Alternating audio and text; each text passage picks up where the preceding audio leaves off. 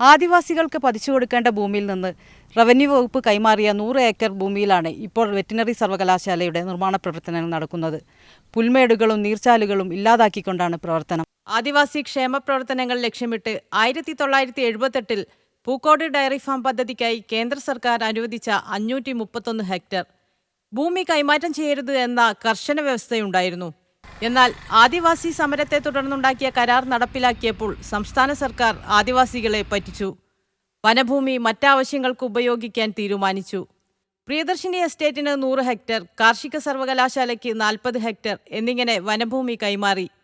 ഈ ഭൂമിയിലാണ് വെറ്റിനറി സർവകലാശാലയ്ക്ക് വേണ്ടി പുതിയ നിർമ്മാണം നടത്തുന്നത്. നിർമ്മാണം നിയമവിരുദ്ധമാണെന്ന് ചൂണ്ടിക്കാണിച്ച് സൗത്ത് വയനാട് DFO മുഖ്യമന്ത്രിക്ക് കത്തയച്ചു. പ്രവർത്തനങ്ങൾ തുടരാനായിരുന്നു സർവകലാശാല VC B അശോകിന് കിട്ടിയ വാക്കാൽ ഉത്തരവ്. വരുന്ന ഡിസംബർ 10 സെക്രട്ടേറിയറ്റ് പടിക്കൽ ലോക മനുഷ്യാവകാശ ദിനത്തിന് ഒരു പ്രക്ഷോഭത്തിന് തുടക്കം കുറിക്കുകയാണ്. അതോടൊപ്പം തന്നെ നിയമ നടപടികൾക്കും ഗോത്രമഹാസഭ തയ്യാറെടുത്തുകൊണ്ടിരിക്കുകയാണ്. ഈ വിഷയത്തോട് ഇടതു പാർട്ടികളുടെ നിലപാട് ഇങ്ങനെ: അത് ഗവൺമെൻറ് എല്ലാ ഭാഗവും പരിശോധിച്ചുകൊണ്ട് തീരുമാനിക്കട്ടെ. പുതുതായിട്ട് അവിടെ ഒരു ക്യാമ്പസ് മറ്റേതെങ്കിലും ഒരു പ്രദേശത്ത് ഗവൺമെൻറ് കണ്ടെത്തി കൊടുക്കാവുന്നതാണ്. ആദിവാസികളുടെ പുനരധിവാസത്തിനുള്ള പദ്ധതി നടപ്പാക്കാനുള്ള അനുമതി മാത്രമാണ് സംസ്ഥാന സർക്കാരിൻ്റെ കൈവശമുള്ളത്.